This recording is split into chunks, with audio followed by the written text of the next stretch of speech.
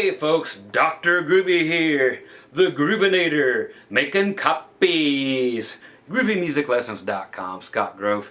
I just got done with a lesson from a guitar player who is getting very proficient in scales, modes, all that stuff that I'm going to guess 95% of people on YouTube are trying to learn. And it's all 100% valid because it's all just music, and it is a way of teaching you.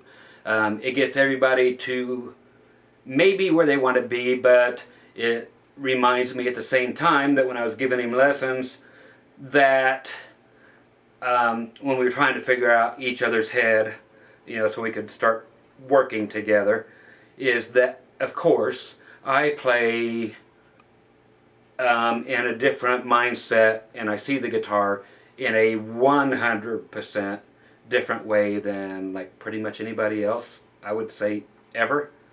Because I am 100% self-taught, because I had to be.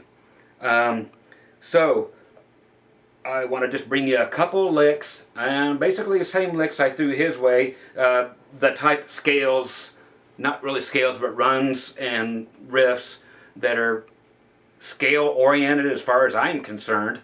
But I was surprised in how quickly he was stumped, because it was so far removed from everything else that you guys learn, with your different modes and different scales.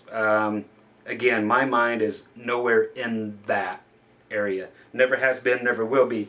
So when you come from Dr. Groovy's brain, it's a crazy place, but there's room for it all. So let's do a couple of those licks that are the scales that I tend to play out of most often, and these are scales that I have created out of necessity. Again, I've been working 6-7 nights a week back in the day before, personal health problems, but it was 6 nights a week since I was 13 years old. And so you just learn along the way, kids. So like in the key of let's go to A, okay, and make it easy. I think of, and I thought it would be easy for him too, because it would be just something that everybody does and takes for granted, but I'm learning more and more from doing the Skype thing that pretty much nobody knows this stuff. Because like every time I break it out, they're like, what key are you in? It's like, wow, okay. If I'm in the key of A, I'm going to show it to you 2 different ways. This is the part that freaked him out, okay? Was playing a lick like this. Okay? And on up. Basic blues stuff to resolve with if you want. But it was just the whole... that part, and then an A here. That. So if that looks very odd to you, okay, then please stick around. I'm going to show you those 2. And this is what I think of when I'm playing and what I visualize, okay, in these 2 specific areas in A, okay. And first one is what I call, it's not what I call, it's what the world calls pickup notes. This is basically a country genre term, but it's, you're playing the A string in a second, but I actually play the 5 up here on top, the low E, and then the 6, which is the 2nd fret of the low E. So that gets you into it, like, it's a thing I do, and it's a thing a lot of country pickers do, but that gets me into the Scott Grove scale, or whoever invented this and whoever I copied it from in my brain. So open, hammer on 2, then finally open A. Then from there, you only hit that once. Then you hit it 2-4, slide, 2 on the D. Okay, so you've just actually done a thing, and it looks like it's in E. It is not, because you just stopped on E. This is in A in every possible respect. Okay, again. Okay, or like this. Okay, my bad.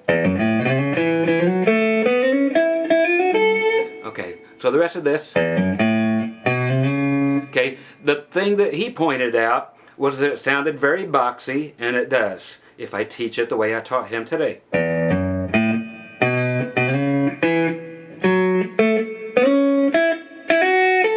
Okay, let's get you that box because it needs to be there. And then that's 2, 4. You slide up, like I said, 2 on the D, 4 on the D, 2 on the G. Now we're going to do a slide from 4 to 6 on the G, then 5 on the B,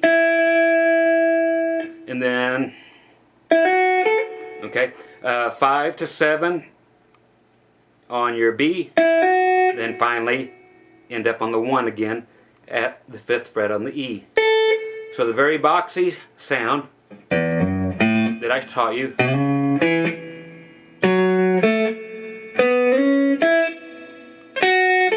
okay, is that.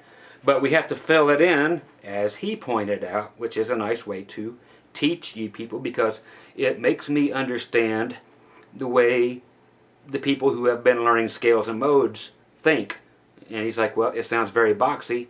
It's like, yeah, but I don't play it that way. It's like, well, why'd you show me that way? And it's like, well, because we're going to fill it in. And now we actually fill in the gaps. So it's...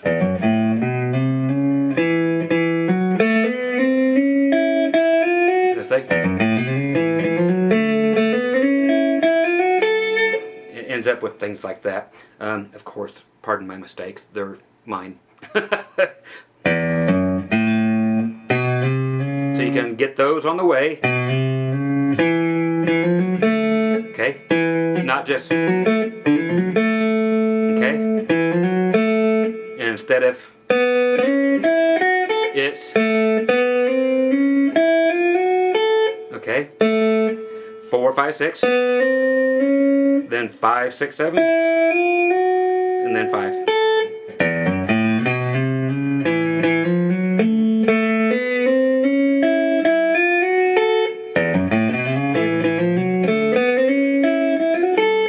How it's played, if you want. Of course, dissect it, do it as you will.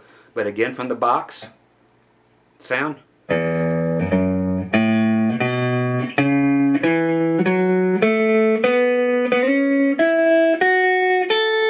To the lick.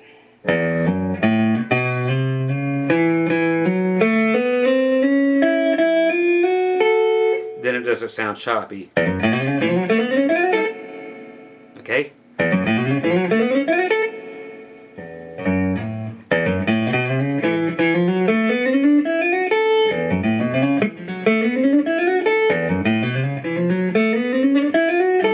Okay, so that's the way I see things. So it's made up of these little... Again, if it helps you, phrasing. And I use that phrasing too. A lot of songs have that phrasing with it. You know, country people will get that out of it. So it's just phrasing, phrasing. Okay, so then if you're actually up here and you don't have pickup notes to confuse you, to make you think you're an A, if you go straight from your 5-bar chord, same thing, the boxy sounding thing, but we got to go a lot further. It's going to be 5, 7, 9, 7, 9, 7, so you're back to A, 7, I'm sorry, 5, 7, 9, 7, 9, 7, 9, 11, G is back to 9, 11, B at 10, 12, 14, E, 12, 14, and finally 17.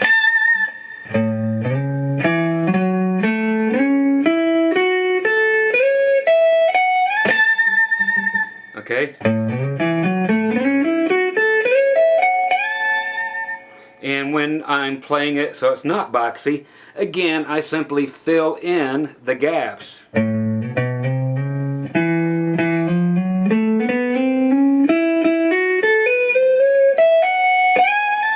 Okay?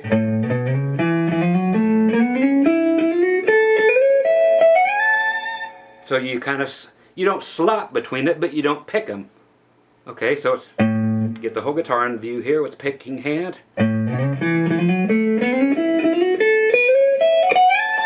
At a snail's pace.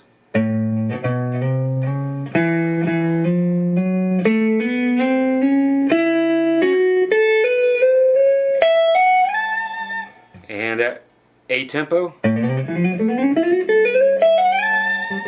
So that's how I see the guitar. Maybe that's going to help, because it really made him stop and think. It's like, man, it's just like nothing that, you know, everybody else teaches, you know, including Chapman or anybody. I'm just using Chapman because he's one of the most well-known people out there that teach modes and scales and so forth. So it's just not in that vein of learning. It's just something else to consider, and it just seems to stump people who are going down that road. And it's not necessarily a country thing. If I were to rock this thing, okay, same thing. Or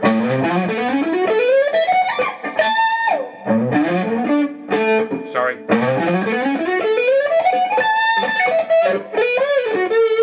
Okay, so it's all.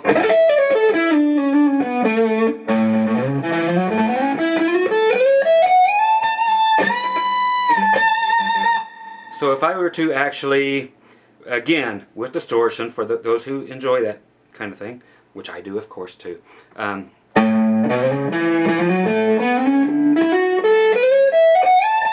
Again.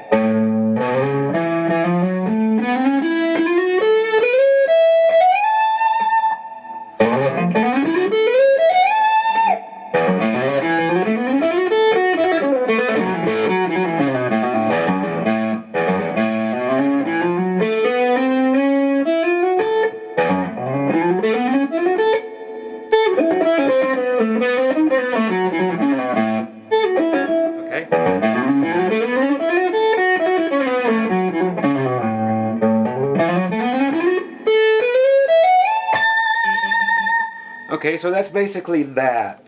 I hope it does something for somebody, because when somebody else points that out, that it is way different than the way they've been learning their whole life, then it's a good thing to capture it and, you know, bring it on to you guys and explain it the same way that the student told me. It's like, I just don't understand what key you're in, what you're looking at. So if I'm in A here, I'm thinking pickup notes, which are, then I start, once I actually hit the A, I start actually thinking of my self-made scale. But of course, if I'm here, I just start on the 1.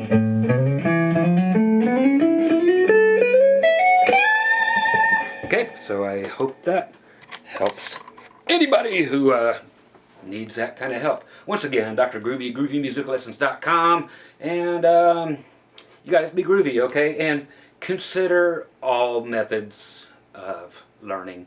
They will mesh at some point, okay? Bye!